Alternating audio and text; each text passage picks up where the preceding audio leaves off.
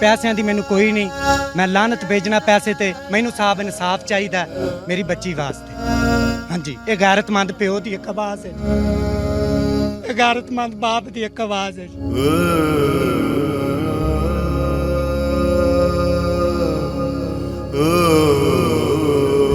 मेरे नाल इंसाफ किया जाए, इन्होंने मैडिकल नहीं करावन दिता, सारा मेरा वक्त गुल कर दिता, मेरे सारे प्रूफ खराब कर दिते।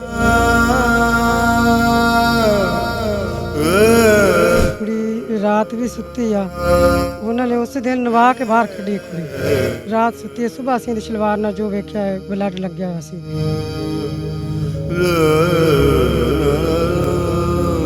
बातों में लगे हुए हैं और वो आराम से घर बैठे हैं सर। और हम कुत्ते की तरह भाग रहे हैं सर, कुत्ते की तरह, जैसे पागल कुत्ते होते हैं।